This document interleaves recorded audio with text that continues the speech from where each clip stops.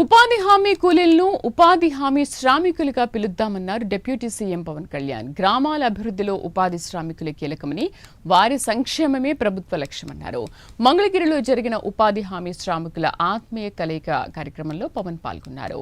సారాను నిషేధిస్తామని చెప్పి అధికారంలోకి వచ్చిన ప్రభుత్వం సారా మీద స్కామ్తో రాష్ట్ర ఆర్థిక వ్యవస్థ శిథిలమైందన్నారు. ఆ సమయంలో పంచాయతీరాజ్ నిధులు రాష్ట్రానికి ఆక్సిజన్ అయ్యాయని తెలిపారు. ఉపాధి హామీ శ్రామికులకు 3 లక్షల నుంచి 30 లక్షల రూపాయల వరకు ప్రమాద బీమా కల్పించామన్నారు. ఈ మేరకు ఎస్బీఐతో పంచాయతీరాజ్ శాఖ ఒప్పందం చేసుకుంది. ముందస్తుగా ఇవ్వాల్సింది కూలీ అనే పదం కంటే కూడా వారిని శ్రామికుడు, ఈ దేశాన్ని నిర్మించే శ్రామికులు వీళ్ళు. అందుకని మొన్న మీటింగ్లో కూడా ప్రత్యేకించి ఈ రోజు నుంచి ముఖ్యంగా మీడియా వారికి కూడా విత్ ఇన్ డిపార్ట్మెంట్ మేమందరం చేస్తాం. ఈ కార్మిక దినోత్సవం సందర్భంగా మీరు ఉపాధి కూలీలు కాదు, మీరందరూ దేశ నిర్మాణంలో చెమటోడ్చి దేశం నిర్మాణం చేసే శ్రామికులు. అందువల్ల ఈ రోజు నుండి మిమ్మల్ని ఉపాధి శ్రామికులుగానే పిలుస్తాం.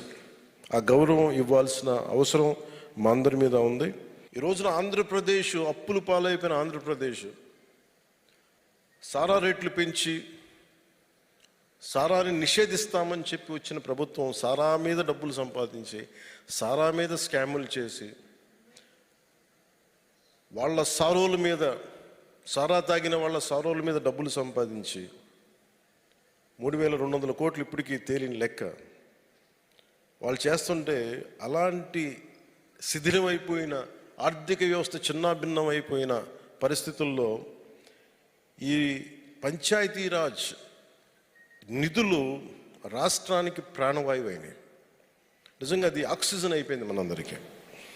ఈరోజు దాంట్లో మనకి జాతీయ ఉపాధి హామీ పథకం ఈ రాష్ట్ర అభివృద్ధికి వెన్నెముక అయిపోయింది. ఉపాధి హామీ పథకం దాదాపు 46,94,000 కుటుంబాలు, 75,23,000 మంది. అలాగే మీ సంక్షేమం కోసం కష్టపడి పనిచేస్తున్న ఉపాధి హామీ సిబ్బందికి వేతన మొత్తాన్ని బట్టి 3 లక్షల రూపాయల నుండి 30 లక్షల రూపాయల వరకు ఉచిత ప్రమాద బీమా కల్పించేందుకు స్టేట్ బ్యాంక్ ఆఫ్ ఇండియా వారితోటి ఒప్పందం కుదుర్చుకోవడం జరిగిందని మీ అందరికీ తెలియజేస్తాను. ఎందుకంటే నేనే ఒక పార్టీని నడుపుతూ నా నాయకులు నిన్న కూడా చూసారు, మన చాలా దురదృష్టవశాత్తు చనిపోయారు. వాళ్ళందరికీ ఎక్స్గ్రేషియా గౌరవ ముఖ్యమంత్రి గారు 25 లక్షలు ప్రకటించారు. అలాగే నేను పార్టీకి సంబంధించినంత నేనే ఒక 5 లక్షల రూపాయలు ప్రత్యేక పరిస్థితుల్లో రాకూడదని కోరుకుంటాం ఇలాంటి దుర్ఘటనలు, బట్ కానీ ఇస్తున్నాం. సో అలాంటిది మీరు దేశ నిర్మాణంలో భాగస్వామ్యం మీరు దేశానికి వెన్నెముక. అందుకని మీ సంక్షేమం కోసం పనిచేస్తున్న మీ అందరికీ కూడా ఉపాధి హామీ సిబ్బందికి కావచ్చు, అందరికి కూడా ఈ 30 లక్షల రూపాయల ఉచిత ప్రమాద బీమాని కల్పించేందుకు స్టేట్ బ్యాంక్ ఆఫ్ ఇండియా వారితో ఒప్పందం చేసుకునేందుకు మనస్ఫూర్తిగా అధికారులందరికీ, ఉన్నతాధికారులకు ధన్యవాదాలు తెలియజేస్తున్నాను. జాతీయ ఉపాధి పథకాన్ని వ్యవసాయానికి అనుసంధానం చేయమని, పని చేయడానికి శ్రమించడానికి కూలీ లేరు, శ్రమించడానికి శ్రమ పట్టడానికి శ్రామికుడికి రావడానికి ఇష్టం లేదు.